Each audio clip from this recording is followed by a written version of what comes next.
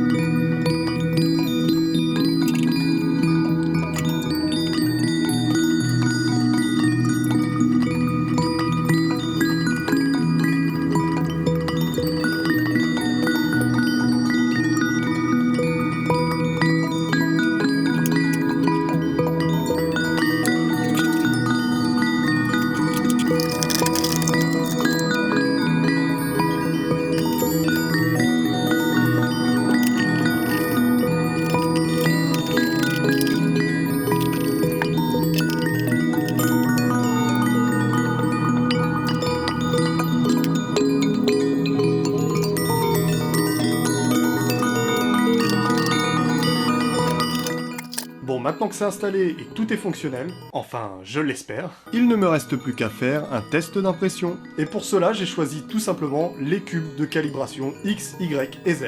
Vous savez, c'est ces petits cubes de calibration qu'on imprime quand on change quelque chose sur son imprimante. Tu changes un moteur, un cube de calibration. Tu changes ton système de refroidissement, un cube de calibration. Tu changes ta bobine, un cube de calibration. Bref, on en imprime pour tout et n'importe quoi, mais c'est bien utile, donc merci à son créateur. Pour ces différents tests, j'ai utilisé deux logiciels avec deux profils différents. D'un côté, j'ai utilisé le logiciel Cura avec le profil Crism. Oui, mon anglais est parfait. Et de l'autre côté, j'ai utilisé Simplify 3D avec le profil de Tommy Desrochers. Pour ceux qui connaissent pas Tommy Desrochers, c'est un youtubeur québécois qui est spécialisé dans l'impression 3D et qui crée des profils aux petits oignons. Allez, maintenant que tout est dit, je vous laisse apprécier ces quelques timelapses.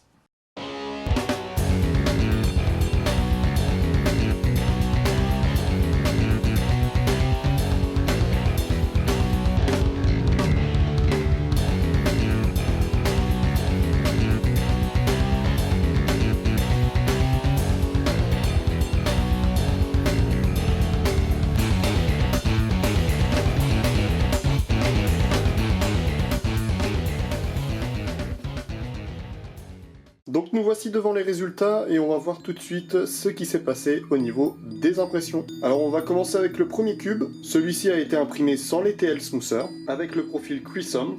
Et on peut voir juste ici qu'il y a des tout petits traits, mais alors c'est vraiment minime, mais il y en a quand même. Sur l'axe Y, il n'y a pas grand chose à constater, et l'axe Z est parfait. Le deuxième cube a été imprimé toujours sans les TL Smoother, mais cette fois-ci j'ai utilisé le profil de Tommy Desrochers. On peut voir aussi sur l'axe X qu'il y a un léger trait sur le côté, mais c'est vraiment infime. Par contre sur l'axe Y, visiblement, il y a quelques traits. Alors je sais pas comment ça va rendre au niveau de la caméra, mais moi je vois quelques traits sur l'axe Y. C'est vraiment très léger. Et l'axe Z est parfait comme toujours. Voici maintenant le cube imprimé avec les TL Smoother, ainsi que le profil Crism. Et là, il n'y a pas besoin de chercher beaucoup, on voit tout de suite le trait sur le X qui se démarque bien plus facilement. Donc ça, c'est pas très bon. Sur l'axe Y, c'est pareil, on voit des petits traits à la droite du Y. Ça, c'est pas très bon non plus. Par contre, pour le Z, il est toujours parfait. Et pour finir, le dernier cube, toujours imprimé avec les TL Smoother et le profil de Tommy Desrochers. Et là, on remarque encore qu'il y a des petits stries sur les côtés. C'est pas très bon. Sur l'axe Z, on a carrément une bavure en bas. Donc je sais pas si c'est dû à un souci d'impression au tout début ou si c'est lié au TL Smoother, mais c'est pas très beau. Bon, et là sur l'axe Y, il n'y a pas grand chose à constater, donc c'est plutôt propre au niveau de l'axe Y, à part cette petite boursouflure et l'axe Z qui est toujours parfait. Donc on se retrouve tout de suite pour la conclusion de la vidéo. Bon, du coup, conclusion, les TL Smoother sur la CR10, ça sert à rien. Voire même pire, j'ai l'impression qu'il y a une perte de qualité. Alors attention, hein, je parle seulement de la CR10 de base. Je n'ai pas testé ces TL Smoother sur d'autres modèles, donc je ne peux pas vous dire si cela fonctionne ou pas. Je sais que sur d'autres imprimantes, ça fonctionne tout à fait. Et donc c'est sur un échec que se termine ce premier épisode du Houilleux. N'hésitez pas à venir liker les réseaux sociaux, abonnez-vous à la chaîne YouTube si c'est pas déjà fait. N'oublie pas de mettre un petit like. Malgré mon manque d'activité, il reste encore beaucoup de monde. On va essayer de remonter aux 1000 abonnés. Il n'y a plus grand chose à faire honnêtement. Je vous remercie d'avoir été fidèle alors que j'ai pas sorti du tout de vidéo l'année dernière, pratiquement pas en fait. Mais cette année, je vais essayer de me tenir à une vidéo toutes les 2 semaines. Et les vidéos sortiront le samedi à 16h. Sur ce, je vous dis à dans 2 semaines, moi je me casse!